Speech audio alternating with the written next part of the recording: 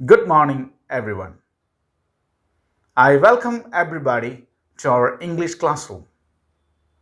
Today, we learn a new poem, Lines Written in Alice Spring, by one of the famous poets of Romantic period, William Wordsworth. William Wordsworth considered poetry as a spontaneous overflow of powerful feelings. Now, let's go to the poem. നമ്മുടെ കവിതയിലേക്ക് നോക്കൂ. നിങ്ങൾക്ക് കാണാം 4 വരികളുള്ള 6 സ്റ്റാൻസകളാണുള്ളത്. ഇതുപോലെ 4 വരികൾ ചേർന്ന ഒരു സ്റ്റാൻസയെ നമുക്ക് ക്വാട്രെയിൻസ് എന്ന് വിളിക്കാം. 4 വരിക്ക് പകരം 2 വരികളാണെങ്കിൽ അതിനെ കപ്ലറ്റ് എന്ന് പറയും. സോ 6 ക്വാട്രെയിൻസ് നമ്മളിവിടെ കാണുകയാണ്. ഓക്കെ, നമുക്ക് ആരംഭിക്കാം. I heard 1,000 blended notes, while in a groove I sat reclined. In that sweet mood when pleasant thoughts bring sad thoughts to the mind. I heard means ഞാൻ കേട്ടു. എന്താണ് കേട്ടത്? 1,000 blended notes. ആയിരക്കണക്കിന്, അതായത് ധാരാളം എന്നാണ് ഉദ്ദേശിക്കുന്നത്. Blended notes. ബ്ലൻഡ് എന്ന് പറഞ്ഞാൽ കൂട്ടിക്കലർത്തുക, ഇടകലർത്തുക എന്നുള്ളതാണ്. ഈ നോട്ട്സ് എന്ന് പറഞ്ഞാൽ നോട്ട്, അതായത് ശബ്ദം, ഈണം എന്നുള്ളതാണ്. സംഗീതത്തിൽ സംഗീത ഈണങ്ങളെ നോട്ട്സ് എന്ന് പറയും, നൊട്ടേഷൻ എന്നൊക്കെ പറയും. So I heard 1,000 blended notes. ഞാൻ ആയിരക്കണക്കിന് മീൻസ് ധാരാളം മ്യൂസിക്കൽ നോട്ട്സ് മീൻസ് ധാരാളം സംഗീത വീചികൾ, ശബ്ദങ്ങൾ, പലതരത്തിലുള്ള ശബ്ദങ്ങൾ ഇടകലർന്ന സംഗീതം ഞാൻ കേട്ടു എന്നാണ് പറയുന്നത്. അതായത് പ്രകൃതിയിൽ നിന്നും കേൾക്കുന്ന വ്യത്യസ്തമായ ശബ്ദങ്ങൾ, ലൈക്ക് പക്ഷികളുടെ കളകൂജനങ്ങൾ, നിങ്ങൾക്കറിയാം ചീവീട്, അതുപോലെ ആനയുടെ ഓരിയിടലുകൾ, സിംഹത്തിൻ്റെ ഗർജനം, വെള്ളമൊഴുകുന്ന കളകളാ ശബ്ദം, ഇതുപോലുള്ള ധാരാളം ശബ്ദങ്ങൾ, കിളികളുടെ ശബ്ദങ്ങളെ സംഗീതമായിട്ട് ഉപമിച്ചിട്ടുണ്ട് അല്ലേ. അപ്പോൾ ഇത്തരത്തിലുള്ള പ്രകൃതിയിൽ നിന്നും കേൾക്കുന്ന ധാരാളം ശബ്ദങ്ങളുണ്ട്. ഇതെല്ലാം ഇടകലർന്നുള്ള ഒരു വലിയ സംഗീതം. അത് ആര് കേൾക്കുന്നു? ഞാൻ കേൾക്കുന്നു. ഇവിടെ ഞാൻ എന്ന് പറയുന്നത് നമ്മുടെ കവിയാണ്. So I heard 1,000 blended notes. ധാരാളം സംഗീതം, പ്രകൃതിയുടെ സംഗീതം ഞാനിങ്ങനെ കേട്ടു. While in a grove I sat reclined. എവിടെ വെച്ചാണ് അദ്ദേഹം ഇത് കേൾക്കുന്നത്? While in a grove. Grove എന്ന് പറഞ്ഞു കഴിഞ്ഞാൽ തോപ്പ്, തോട്ടം എന്നൊക്കെയാണ്. ധാരാളം മരങ്ങൾ നിൽക്കുന്ന ഒരു തോട്ടം. അപ്പോൾ ഇദ്ദേഹം ധാരാളം മരങ്ങൾ നിൽക്കുന്ന ഒരു തോട്ടത്തിൽ ഇരുന്നിട്ടാണ് ഇത് കേൾക്കുന്നത്. ഇതിൽ ഈ സെയ്റ്റ് എന്ന് പറഞ്ഞു കഴിഞ്ഞാൽ ഒരു ഓൾഡ് ഇംഗ്ലീഷ് പദമാണ്. അതേ സമയത്ത് അതായത് സാറ്റ് എന്ന ഇരുന്നു എന്ന അർത്ഥം വരുന്ന ഒരു ഓൾഡ് ഇംഗ്ലീഷ് പദമാണ് സെയ്റ്റ്. ഇതുപോലെ തന്നെ ഇതിന് മറ്റൊരു അർത്ഥമുണ്ട്. അതിങ്ങനെയാണ് സംതൃപ്തനാകുക എന്നൊരർത്ഥം നമുക്ക് ന്യൂ ഇംഗ്ലീഷിൽ പറയാൻ പറ്റും. To satisfy a desire. അപ്പോൾ ഇവിടെ എന്താണ്?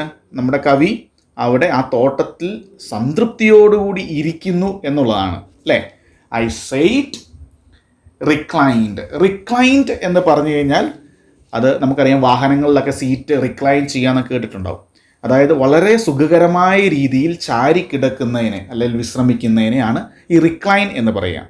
ഓക്കെ, സോ ഇവിടെ പ്രകൃതിയുടെ സംഗീതം കേട്ടുകൊണ്ട് അത് ആസ്വദിച്ചുകൊണ്ട് അദ്ദേഹം ആ ചെറിയ തോട്ടത്തിൽ ഇങ്ങനെ ചാരിക്കിടന്ന് ആസ്വദിക്കുകയാണ് ആ പ്രകൃതി. In that sweet mood when pleasant thoughts.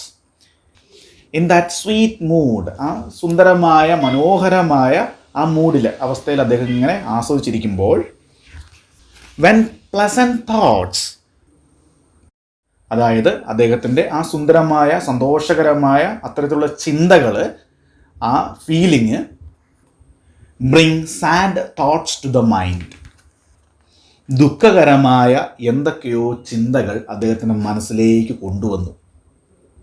അതായത് അദ്ദേഹം സന്തോഷകരമായ ആ പ്രകൃതിയുടെ സൗന്ദര്യം ആസ്വദിച്ചുകൊണ്ട് മനോഹരമായ ഒരവസ്ഥയിൽ ഇരിക്കുമ്പോഴും ആ ഒരവസ്ഥ അദ്ദേഹത്തിൻ്റെ ചിന്തയിലേക്ക്, അല്ലെങ്കിൽ അത്തരം ഒരു അവസ്ഥ അദ്ദേഹത്തിൻ്റെ ഒരു പ്രത്യേകതര ചിന്ത മനസ്സിലേക്ക് കൊണ്ടുവരികയാണ്. എന്താണ്?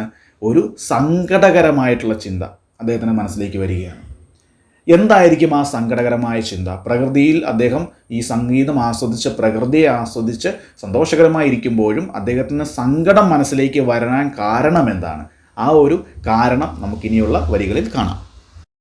നമുക്കിനി ഫസ്റ്റ് സ്റ്റാൻസിനൊന്ന് വിശകലനം ചെയ്യാം. ഇതിലെ റൈമിംഗ് വേർഡ്സ് ശ്രദ്ധിക്കൂ. നോട്ട്സ്, തോട്ട്സ്, അതുപോലെ റിക്ലൈൻഡ്, മൈൻഡ്. ഇതാണ് ഇതിലെ റൈമിംഗ് വേർഡ്സ്. അതുപോലെ ഇതിൽ ഉപയോഗിച്ചിരിക്കുന്ന figure of speech. Visual image നിങ്ങൾക്കിവിടെ കാണാം അല്ലേ? വിഷ്വൽ ഇമേജ് ഇവിടെ ഇതിനകത്തുണ്ട്. ഗ്രൂവ്, ആ തോട്ടം, ആ മനോഹരമായ ധാരാളം മരങ്ങൾ നിൽക്കുന്ന തോട്ടം, അതൊരു വിഷ്വൽ ഇമേജാണ്.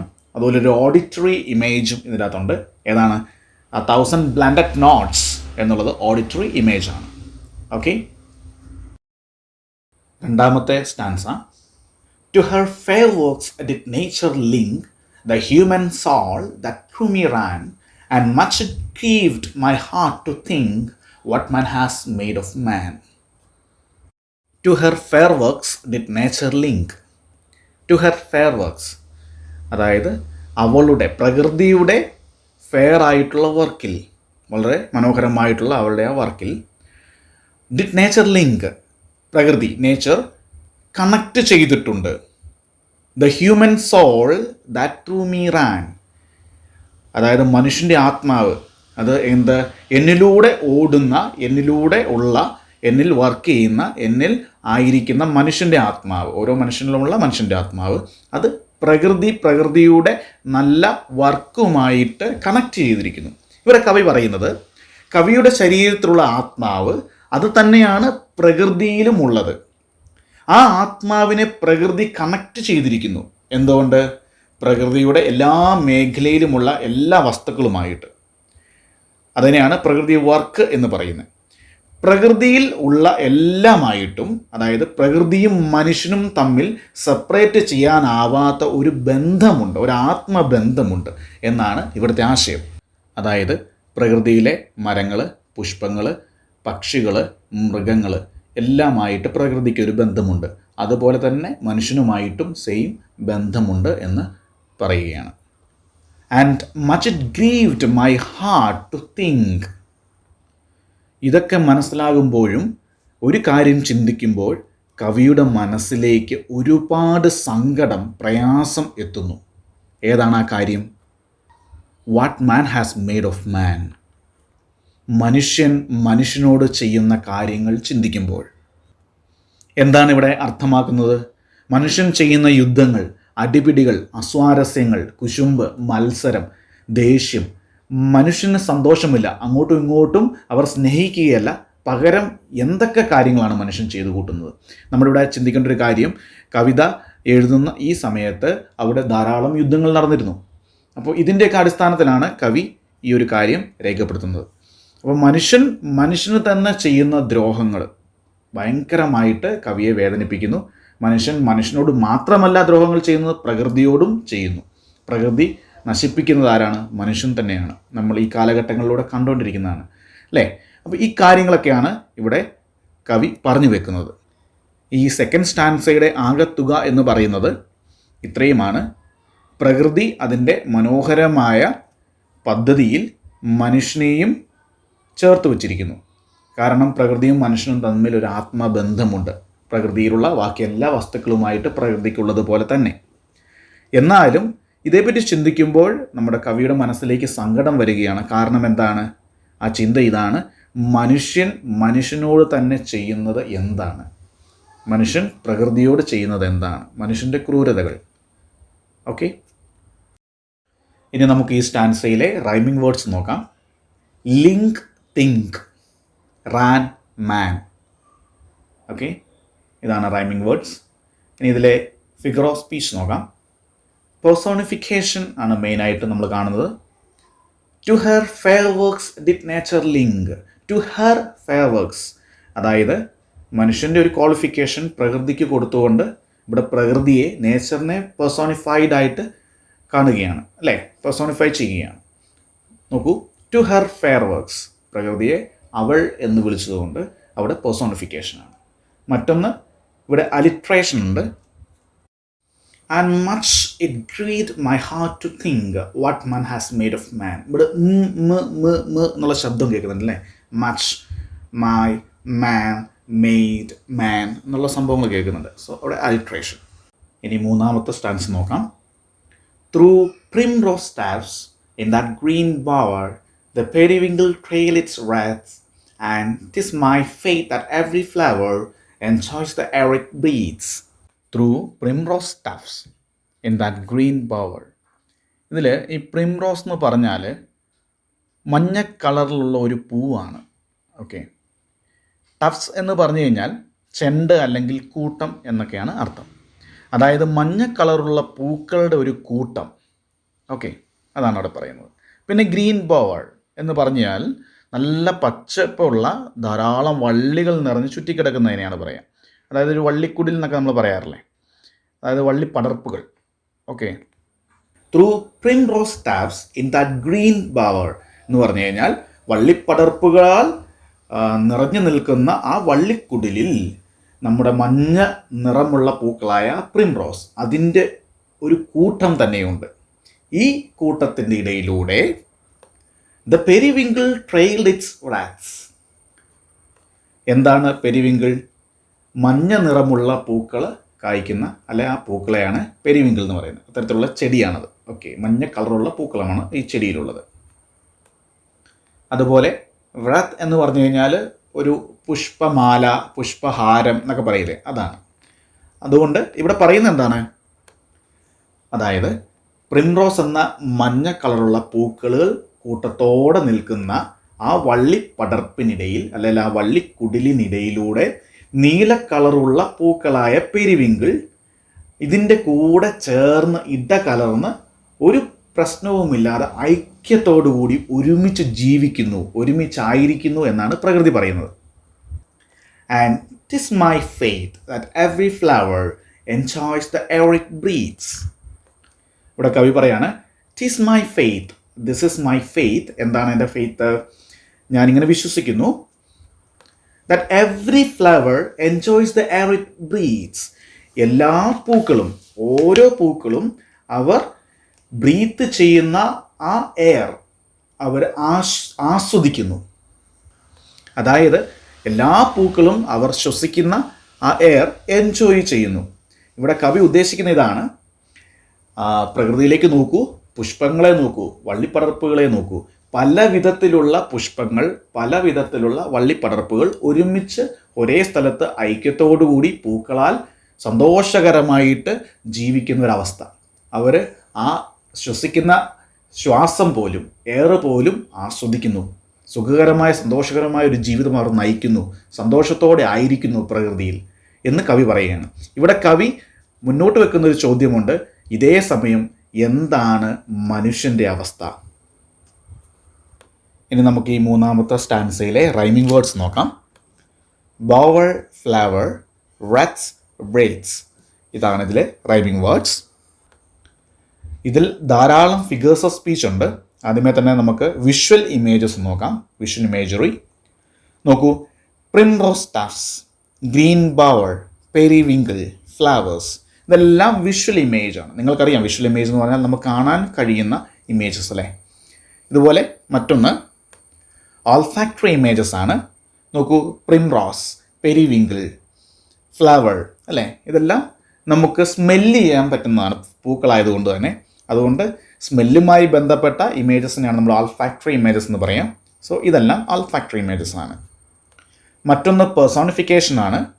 ഈ ലൈനിൽ നോക്കൂ, enjoys the air it breathes അല്ലേ. Enjoys the air it breathes. ശരിക്കും ശ്വാസം എടുത്ത് ശ്വസിക്കുന്ന ആൾക്കാർ എന്ന് പറയുന്ന മനുഷ്യരല്ലേ. അപ്പം മനുഷ്യൻ്റെ ഒരു ക്വാളിഫിക്കേഷൻ ഇവിടെ നമ്മൾ കൊടുത്തിരിക്കുകയാണ്, പേഴ്സോണിഫൈ ചെയ്തിരിക്കുകയാണ്.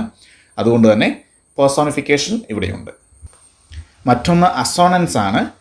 നിങ്ങൾ നോക്കൂ, the periwinkle trailed it's rats. ഇവിടെ അസോണൻസ് ഉണ്ട്. എങ്ങനെയാണത്? വവൽ സൗണ്ട് ഇങ്ങനെ അടുപ്പിച്ചടുത്ത് റിപ്പീറ്റ് ചെയ്ത് വരുന്നതിനെയാണ് നമ്മൾ അസോണൻസ് എന്ന് പറയാം. ഓക്കെ, കോൺസണൻറ്റ് സൗണ്ട്സ് ആണ് ഇതുപോലെ റിപ്പീറ്റ് ചെയ്ത് വരുന്നതെങ്കിൽ അതിനെ നമ്മൾ അലിട്രേഷൻ എന്നും പറയും. അപ്പോൾ ഇവിടെ വവൽ സൗണ്ടാണ്. നിങ്ങൾ നോക്കൂ, ദ പെരിവിങ്കിൾ, ആ പെരിവിങ്കിൾ തന്നെ അടുപ്പിച്ച് ആയി വരുന്നുണ്ട്. പിന്നെ ട്രെയിൽഡ് അവിടെ വരുന്നുണ്ട്. പിന്നെ ഈറ്റ്സ് അവിടെ ആയി വരുന്നുണ്ട് അല്ലേ. അടുപ്പിച്ച് വരും. നാലാമത്തെ സ്റ്റാൻസ.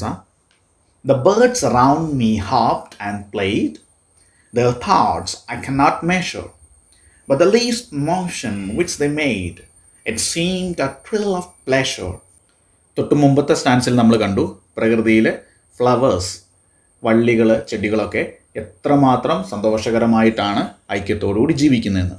ഇനി ഈ സ്റ്റാൻസിൽ നമ്മൾ കാണുന്നത് പ്രകൃതിയിലെ ബേർഡ്സിൻ്റെ അവസ്ഥയെ പറ്റിയാണ്.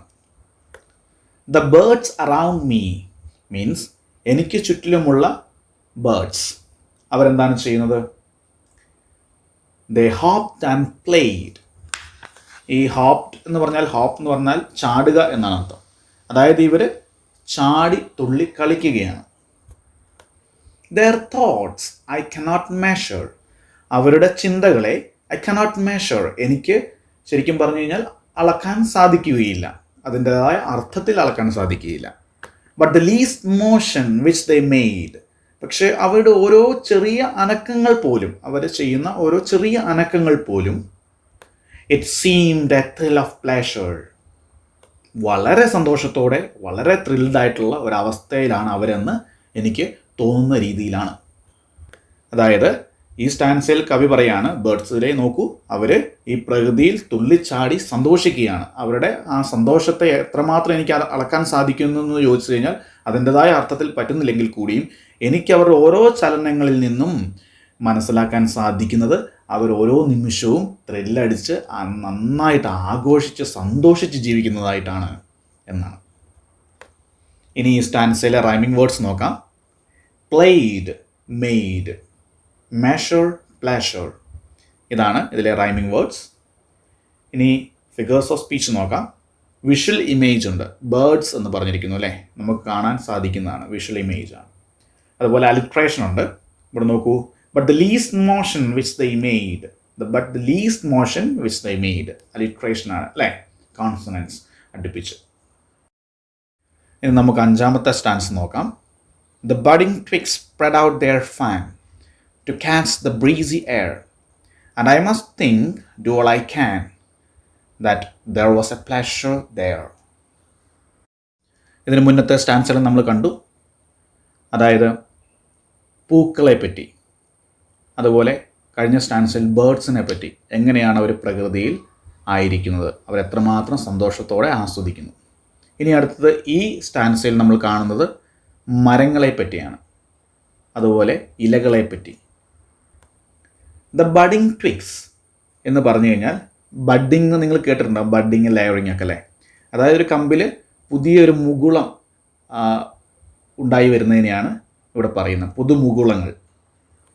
സ്പ്രെഡ് ഔട്ട് ദെയർ ഫാൻ, അവർ ഫാൻ വിരിച്ചു നിന്നു. ഈ ഫാൻ എന്ന് പറയുന്നത് ഈ ബഡിങ് ട്വിഗ്സിൻ്റെ ഇലകളെയാണ്, അതായത് പുതുമുകുളങ്ങൾ ഇല വിരിച്ചിങ്ങനെ നിന്നു. To catch the breezy air. എന്തിനാണ് അവരങ്ങനെ ഇല വിരിച്ചു നിൽക്കുന്നത്? ബ്രീസി എയറിനെ പിടിക്കാനായിട്ട്. എന്ന് പറഞ്ഞു കഴിഞ്ഞാൽ ഇതാണ്, ആ വിരിച്ചു നിൽക്കുന്ന ഇലകൾ കാറ്റിൽ ഇങ്ങനെ ആടിക്കളിക്കുകയാണ്, അവരും കാറ്റിനൊപ്പം ഇങ്ങനെ ആസ്വദിച്ച് ആടിക്കളിക്കുകയാണ്. And I must think, do all I can. ഞാനിവിടെ എന്ത് ചിന്തിക്കണം, എന്താണ് മനസ്സിലാക്കേണ്ടത് എന്ന് കവി ചോദിക്കുകയാണ്. കവി എന്നിട്ട് പറയുന്നു, ഡു ഓൾ ഐ ക്യാൻ, എനിക്കിവിടെ മനസ്സിലാക്കാൻ സാധിക്കുന്നത് എന്താണ്? കവിക്ക് എന്താണ് മനസ്സിലാക്കാൻ സാധിക്കുന്നതെല്ലാം കണ്ടിട്ട്? That there was pleasure there. അത് മറ്റൊന്നുമല്ല, അവരുടെ ഇടയിൽ സന്തോഷം ഉണ്ട് എന്നുള്ളത് തന്നെയാണ്.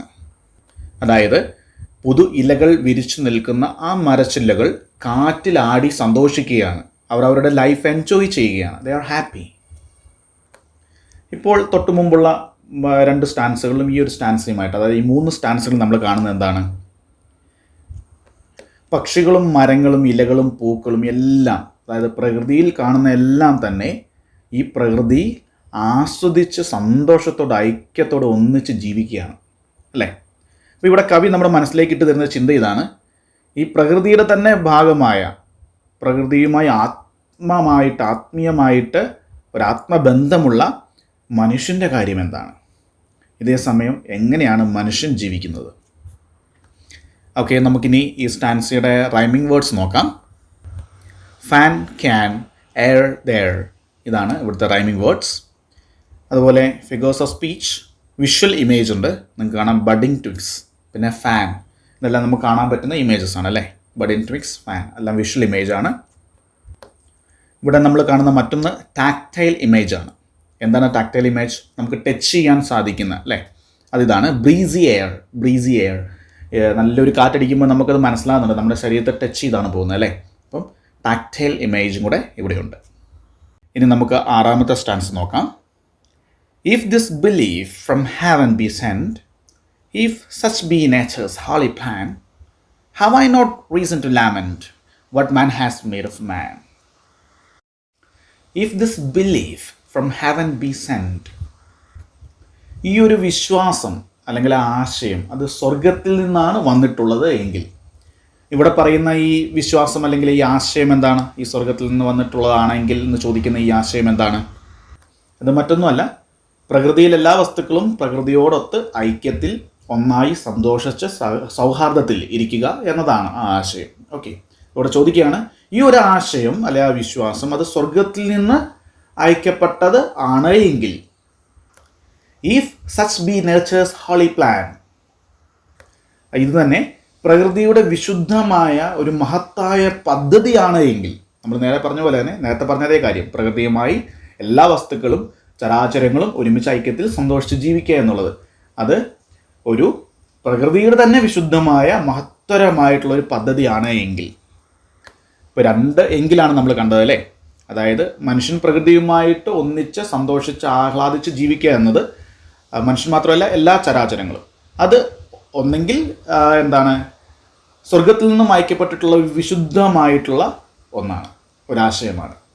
അങ്ങനെയാണ് എങ്കിലോ, അല്ലെങ്കിൽ ഇത് പ്രകൃതിയുടെ തന്നെ ഒരു മഹത്തായ പദ്ധതിയാണ് എങ്കിലോ, have I not reason to lament, ഇവിടെ ഒരു ചോദ്യമാണ്. വിലപിക്കാൻ, സങ്കടപ്പെടാൻ എനിക്കിവിടെ കാരണമില്ലേ എന്ന് ചോദിക്കുകയാണ്. എന്താണ് കാരണം? What man has made of മാൻ, എന്തൊക്കെയാണ് മനുഷ്യൻ മനുഷ്യനോട് ചെയ്തു കൂട്ടുന്നത്, ഈ പ്രകൃതിയോട് ചെയ്തു കൂട്ടുന്നത്. അപ്പോൾ ഈ സ്റ്റാൻസിൽ പറയാണ്, എല്ലാ സർവ്വചരാചരങ്ങളും പ്രകൃതിയുമായി ഇണങ്ങി വളരെ സന്തോഷത്തോടെ ജീവിക്കുമ്പോൾ അതിൻ്റെ ഭാഗമാകേണ്ട മനുഷ്യൻ അസന്തുഷ്ടരായി ദ്രോഹങ്ങൾ ചെയ്തുകൊണ്ട് വളരെ അൺഹാപ്പി ആയിട്ട് സ്വർഗത്തിൽ നിന്നും അയക്കപ്പെട്ടിട്ടുള്ള പ്രകൃതിയുടെ വിശുദ്ധമായ പദ്ധതിക്കെതിരായിട്ട് വളരെ ഭയാനകമായ ഭീകരമായ രീതിയിൽ വളരെ ദുഷ്ട ചെയ്തികൾ കൊണ്ട് മനുഷ്യൻ ജീവിക്കുകയാണ്. അപ്പോൾ പോയിട്ട് ചോദിക്കുകയാണ്, അതുകൊണ്ട് തന്നെ എനിക്കിവിടെ സങ്കടപ്പെടാൻ കാരണമില്ലേ എന്നൊരു ചോദ്യം ചോദിക്കുകയാണ്. ഈ ഒരു അവസ്ഥ കണ്ടിട്ട് സങ്കടപ്പെടുകയാണ്. എല്ലാ ജീവികളും പ്രകൃതിയോട് ഒന്നിച്ച് സന്തോഷിച്ച് അവിടെ ആയിരിക്കുന്ന അവസ്ഥയിൽ ആഹ്ലാദിക്കുമ്പോൾ മനുഷ്യൻ മാത്രം സ്വാർത്ഥ താല്പര്യങ്ങൾക്ക് വേണ്ടി ജീവിക്കുന്നു, പ്രകൃതിയിൽ നിന്ന് അകന്നു നിൽക്കുന്നു, പ്രകൃതിയെ തന്നെ നശിപ്പിക്കുന്നു അല്ലേ. ഇത് കണ്ടിട്ട് സങ്കടപ്പെടുന്ന കവിയെയാണ് നമ്മൾ കാണുന്നത്. ഈ മനുഷ്യൻ്റെ ചെയ്തികളിൽ നമ്പർ 1 ചെയ്തിയാണ് പ്രകൃതിയോട് ചെയ്യുന്ന തെറ്റായ രീതികൾ. മറ്റൊന്ന് മനുഷ്യൻ ചെയ്യുന്ന യുദ്ധങ്ങൾ. ഞാൻ പറഞ്ഞല്ലോ, കവിത രചിക്കപ്പെടുന്ന കാലഘട്ടങ്ങളിൽ ധാരാളം യുദ്ധങ്ങൾ നടന്നിരുന്നു. അതെല്ലാം ഇതിന് ഭാഗമായിട്ടുണ്ട്, ഈ ഒരു ചിന്ത കൊണ്ടുവരാൻ ഭാഗമായിട്ടുണ്ട്. ഇനി ഈ സ്റ്റാൻസയുടെ റൈമിംഗ് സ്കീം നോക്കാം. സെൻഡ്, ലാമെന്റ്, പ്ലാൻ, മാൻ, ഇതാണ് ഇവിടുത്തെ റൈമിംഗ് സ്കീം. ഇനി ഫിഗേഴ്സ് ഓഫ് സ്പീച്ച് നോക്കാം. ആദ്യമായി തന്നെ visual image, heaven, nature, men എന്നുള്ളതൊക്കെ വിഷ്വൽ ഇമേജാണ്. മറ്റൊന്ന് ഓഡിറ്ററി ഇമേജ് ഉണ്ട്, അതായത് കേൾക്കാൻ പറ്റുന്നത്. ലാമെന്റ് എന്ന് പറഞ്ഞാൽ എന്താണ്? വിലപിക്കുന്നത്, കരയുന്നത് നമുക്ക് കേൾക്കാൻ സാധിക്കും അല്ലേ. ഓഡിറ്ററി ഇമേജ് ആണ്. ഇനി അലിട്രേഷൻ ഉണ്ട്. If this belief from heaven be sent, അത് അലിട്രേഷൻ ഉദാഹരണമാണ്. മറ്റൊന്ന് പേഴ്സോണിഫിക്കേഷനാണ്. നമുക്കിവിടെ അറിയാം നേച്ചേഴ്സ് ഹോളി പ്ലാൻ അല്ലേ. മനുഷ്യന് മാത്രമുള്ള ഒരു ക്വാളിഫിക്കേഷൻ അവിടെ കൊടുക്കുക, നേച്ചറിൻ്റെ വിശുദ്ധമായ പദ്ധതി. അപ്പോൾ അവിടെ പേഴ്സോണിഫിക്കേഷനാണ്. ഇനി ഈ പോയത്തിലെ തന്നെ ഏറ്റവും പ്രധാനപ്പെട്ട ഒരു ലൈനാണ് what man has made of മാൻ അല്ലേ. എന്താണ് മനുഷ്യൻ മനുഷ്യനോട് തന്നെ ചെയ്തിരിക്കുന്നത്? പ്രകൃതിയോട് ചെയ്യുന്നതല്ല, മനുഷ്യൻ മനുഷ്യനോട് ചെയ്യുന്ന ദ്രോഹമാണ്. ഇതാണ് ഏറ്റവും പ്രധാനപ്പെട്ട ലൈൻ ഈ പോയത്തിലെ. ഈ ലൈൻ അലിട്രേഷൻ ഒരു ഉദാഹരണമാണ്, അതേസമയം തന്നെ അസോണൻസിനും ഒരു ഉദാഹരണം. ഈ പോയത്തിൻ്റെ റൈമിംഗ് സ്കീം എ ബി എന്നാണ്. ഇനി നമുക്ക് ഈ കവിതയുടെ ആശയം ആദ്യം മുതൽ അവസാനം വരെ മൊത്തത്തിലൊന്ന് സംഗ്രഹിക്കാം. Now let's go through the theme of the poem. Here we see the poet sitting reclined in a grove, fully satisfied by the pleasant sights, sounds, and music of nature. But at the same time, he became sad, thinking unpleasant deeds of humanity. Poet says that nature has linked all human souls, including poets, to nature. But what man has made of man? Poet sees the nature around him and enjoys the thrill of birds, flowers, plants, and the pleasure they have. He thinks that the pleasure they enjoy is sent from heaven as nature's holy plan. But the attitude of human being is a reason for the poet to lament. ഒരു തോട്ടത്തിൽ മരക്കൂട്ടങ്ങൾക്കിടയിൽ പ്രകൃതിയുടെ സംഗീതം കേട്ട് വളരെ സന്തോഷത്തോടെ ചാരിയിരുന്ന് സംതൃപ്തിയോടെ ആ മനോഹര കാഴ്ചകളും ശബ്ദങ്ങളും ആസ്വദിക്കുകയാണ് നമ്മുടെ കവി. എന്നാൽ അതിൻ്റെ ഒപ്പം തന്നെ മനുഷ്യൻ്റെ ദുഷ്ചെയ്തികളെക്കുറിച്ചുള്ള ചിന്തകൾ അദ്ദേഹത്തെ ദുഃഖിപ്പിക്കുകയാണ്. അദ്ദേഹം ചിന്തിക്കുന്നു, പ്രകൃതി താൻ ഉൾപ്പെടെയുള്ള എല്ലാ മനുഷ്യരെയും ആത്മീയമായി പ്രകൃതിയോട് വളരെയധികം ബന്ധിപ്പിച്ചിരിക്കുന്നു. എന്നാൽ മനുഷ്യൻ പ്രകൃതിയോടും മനുഷ്യനോട് തന്നെയും എത്ര നിഷേധാത്മകമായ നിലപാടാണ് എടുത്തിരിക്കുന്നത്. അതോർത്ത് കവി സങ്കടപ്പെടുകയാണ്. ചുറ്റുമുള്ള പ്രകൃതിയിൽ കവി കാണുന്നത് വളരെ സൗഹൃദത്തോടെ, ഐക്യത്തോടെ, സന്തോഷത്തോടെ നിലകൊള്ളുന്ന പൂക്കളെയും മരങ്ങളെയും പക്ഷികളെയും മറ്റ് ചരാചരങ്ങളെയുമാണ്. അങ്ങനെ ആനന്ദത്തോടെ ആയിരിക്കുക എന്നത് പ്രകൃതിയുടെ വിശുദ്ധ പദ്ധതിയായി സ്വർഗത്തിൽ നിന്ന് അയക്കപ്പെട്ടതാണ് എന്ന് കരുതുന്ന കവി മനുഷ്യൻ്റെ മനോഭാവം ദുഃഖത്തിന് വളരെയധികം കാരണമാണ് എന്ന് പറഞ്ഞു വെക്കുകയാണ് ഇവിടെ. ഇനി നമുക്കൊരു വർക്ക് ചെയ്യാം. ഓരോ സ്റ്റാൻസയുടെയും ആശയവും അതുപോലെ ആ സ്റ്റാൻസയിലെ rhyming words, figure of speech തുടങ്ങിയ കാര്യങ്ങളെല്ലാം ഉൾപ്പെടുത്തി ചെറിയൊരു നോട്ട് ഓരോ സ്റ്റാൻസയ്ക്കും നിങ്ങൾ എഴുതി ഉണ്ടാക്കുക. ടോട്ടൽ 6 സ്റ്റാൻസയാണുള്ളത്. അതിനാൽ തന്നെ 6 നോട്ട്സ് നിങ്ങൾ തയ്യാറാക്കേണ്ടതാണ്.